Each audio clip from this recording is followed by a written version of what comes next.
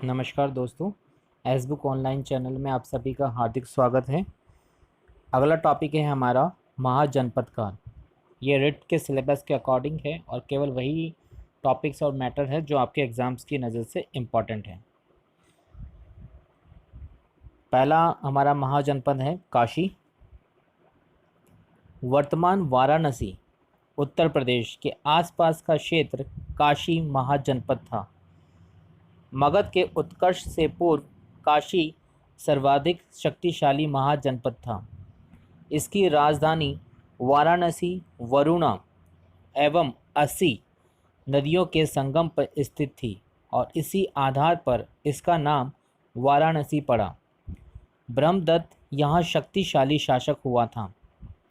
कौशल के राजा कंस ने लंबे संघर्ष के बाद काशी को जीतकर अपने राज्य में मिला लिया। अंततः अजातशत्रु ने काशी का मगध में विलय किया। अथर्ववेद में सर्वप्रथम काशी का उल्लेख मिलता है। काशी को अविमुक्त क्षेत्र अभिधान कहा जाता है। बौद्ध भिक्षुओं के वस्त्र काशी में तैयार होते थे। सूती एवं रेशमी वस्त्रों तथा घोड़ों के व्यापार के लिए प्रसिद्ध था। दूसरा महाजनपद है कौशल। वर्तमान फैज़ाबाद यूपी के आसपास का क्षेत्र कौशल था। उत्तरी कौशल की राजधानी सावस्ती एवं दक्षिणी कौशल की राजधानी कुशावती थी। रामायण काल में कौशल की राजधानी अयोध्या साकेत थी। बाद में अजातशत्रु ने कौशल को मगध में मिला लिया। श्रावस्ती की पहचान आधुनिक महत से एवं जेतवन विहार के अवशेषों की पहचान सहज से की जाती है। इन्हीं को सम्मिलित कर कर सहत महत कहा जाता है। दोस्तों, इस चैप्टर में सिलेबस के अकॉर्डिंग ही आप लोगों को फैक्ट्स दिए जा रहे हैं जो रिट एग्ज़ाम से जुड़े हुए हैं और बिल्कुल उसके अकॉर्डिंग ही नोट्स तैयार किए गए हैं। ये नोट्स ऑडियो हैं, so please subscribe and share करना ना भूलें। श्रावस्ती के खंडर उत्तर प्रदेश के गोंडा जिले के सहत महत गांव में मिले हैं। सरयू नदी कौशल राज्य को दो भागों में बांटती है। प्रसन्नजीत 5 राजाओं के गुट का स्वामी था। प्रसन्नजीत बुद्ध के समकालीन राजा थे। खेमा ने प्रसन्नजीत को बौद्ध धर्म में दीक्षित किया था। बुद्ध एवं प्रसन्नजीत की भेंट का वर्णन बरहुत स्तूप पर अंकित है। मध्यम निकाय के वर्णानुसार प्रसन्नजीत ने बुद्ध के बारे में कहा है कि भगवपि कौशल को अहमपि कौशल को अहमपि असिटिको भगवपि असिटिको, अर्थात बुद्ध भी कौशल के हैं और मैं भी कौशल का हूँ। बुद्ध भी 80 साल के हैं और मैं भी 80 साल का हूँ।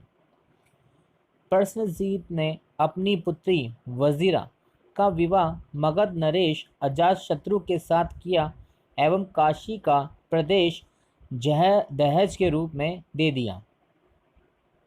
कौशल का प्रसन्नजीत कपिलवस्तु के साक्ष्यों के साथ वैवाहिक संबंध स्थापित करना चाहता था, परंतु शाक्य अपनी कन्या का विवाह उसके साथ नहीं करना चाहते थे। अतः उन्होंने राजकुमारी के बदले अपनी दासी, जिसका नाम वासवक्तिया या मलिका था, का विवाह प्रसन्नजीत से करवा दिया। मलिका ने विदुधर्व या विदुधर्क पैदा हुआ, जिसने अपने कुल के अपमान का बदला लिया। प्रसन्नजीत की रानी मलिका भी बुद्ध शिष्या थी। प्रसन्नजीत के पुत्र विदुधर्व ने मंत्री दिग्चारण के साथ षड्यंत्र रचकर प्रसन्नजीत को अपदस्थ कर दिया। संयुक्त निकाय के अनुसार विदुधर्व ने कपिलवस्तु के शाक्यों पर आक्रमण कर व्यापक नरसंहार किया। वापसी में विदुडम्ब अपनी संपूर्ण सेना सहित अचिरावती राप्ती नदी की बाढ़ में नष्ट हो गया। अगला जनपद है अंग। वर्तमान भागलपुर बिहार एवं मुंगेर बिहार जिले के अंग में थे। अंग के शासक ब्रह्मदत्त ने बर्दिदेह को पराजित भी किया, किंतु अंततः बिंबिसार ने अंग को मगध में मिला लिया।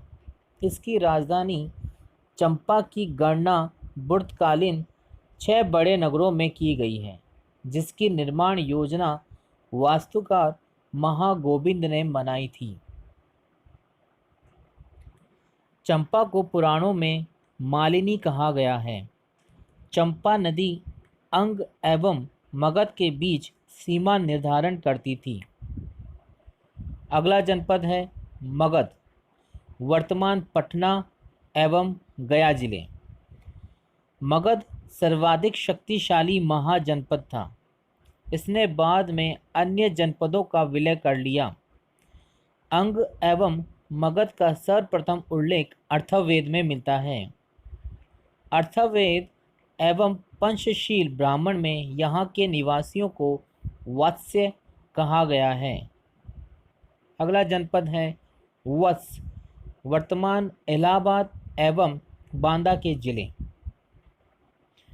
गौतम बुद्ध का समकालीन वत्स का राजा पौरव वंश का उदयन था। प्रसिद्ध बौद्ध भिक्षु पिंडोल ने उदयन को बौद्ध मत में दीक्षित किया। चंड पंडोत की पुत्री वासवदत्ता का विवाह उदयन के साथ हुआ। इसी कहानी को आधार बनाकर वास ने स्वप्नवादस्ता नामक नाटक लिखा। इसके अलावा हर्ष के नाटक रत्नावली एवं प्रियदर्शिका का नायक भी उदयन ही था।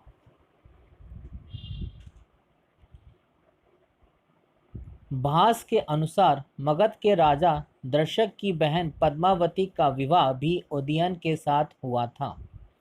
वत्स की राजधानी कौशंबी थी। कौशंबी को लखपति व्यापारियों का नगर कहा जाता था।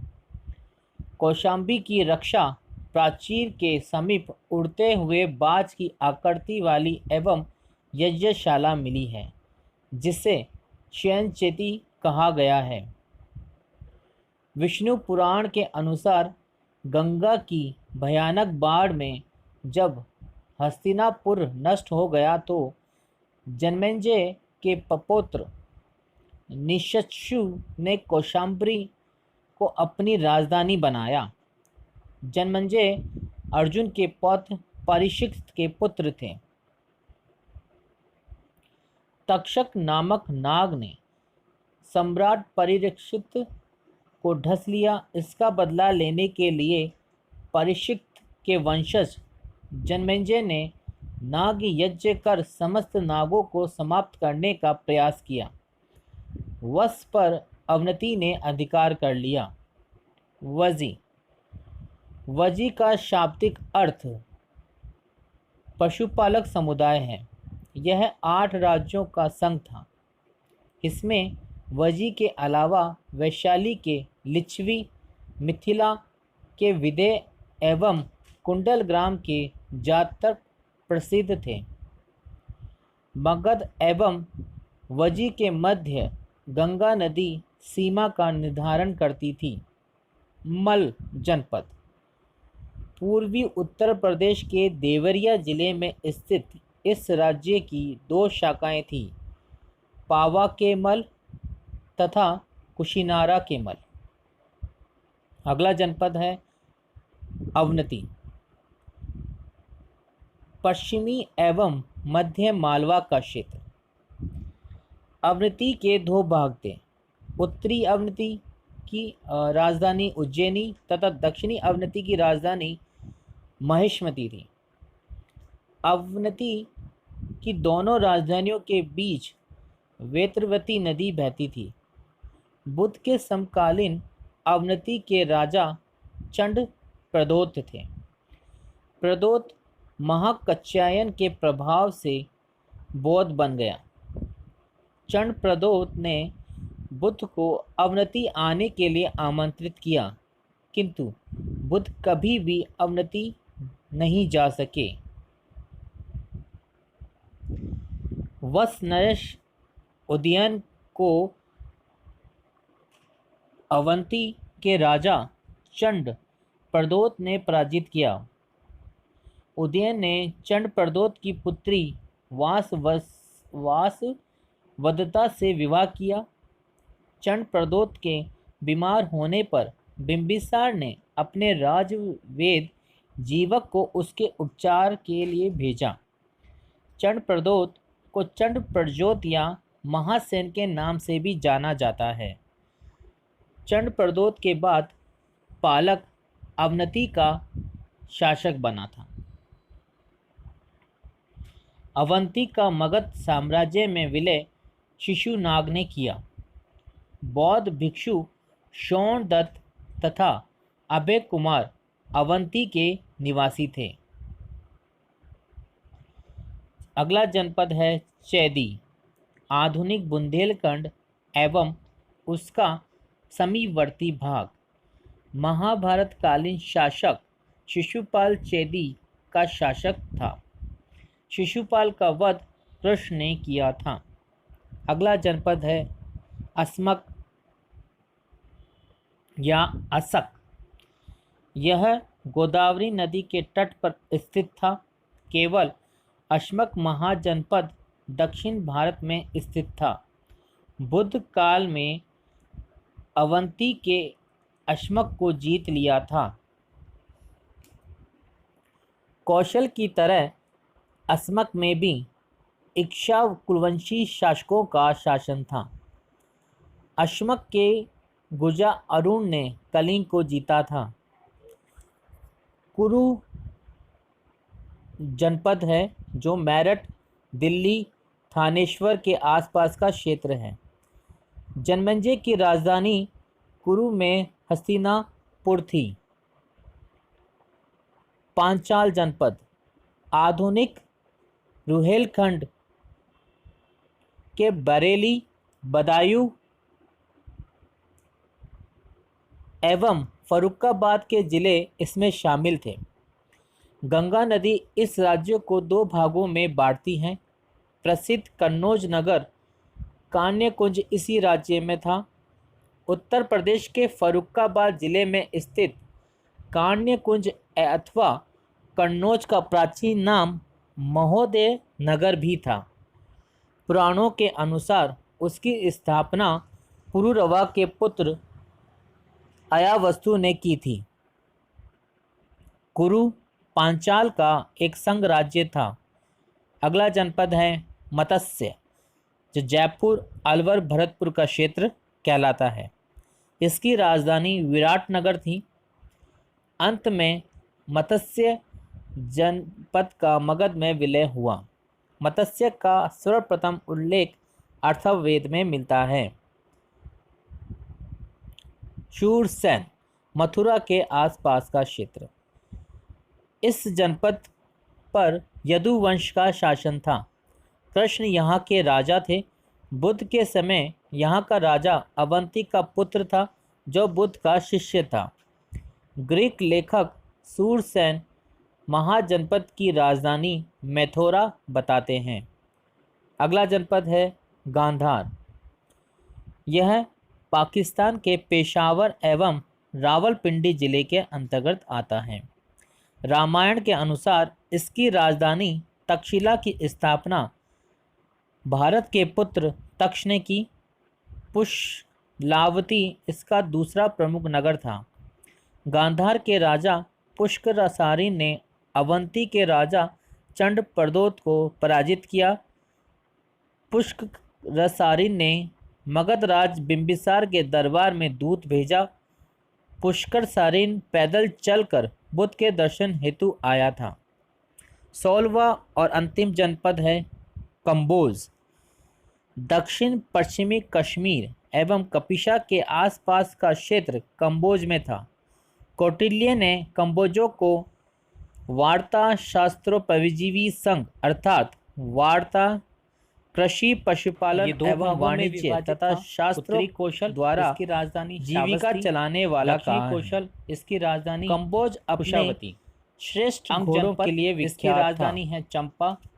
मगध जनपद इसकी राजधानी हम है गिरिवज एवं सभी 16 जनपद और उनकी राजधानी के बारे में देखते हैं। इसकी राजधानी है कौशाम्बरी। इसकी राजधानी है वाराणसी। इसकी राजधानी है वैशाली एवं मिथिला। मल्ल जनपद इसकी राजधानी कुशीनारा एवं पावा। अवंती इसकी दो भागों में विभाजित था। उत्तरी अवंती की राजधानी उज्जैनी, दक्षिणी अवंती की राजधानी महिष्मती। चेंदी जनपद इसकी राजधानी है सोतीवती या शुक्तिमती।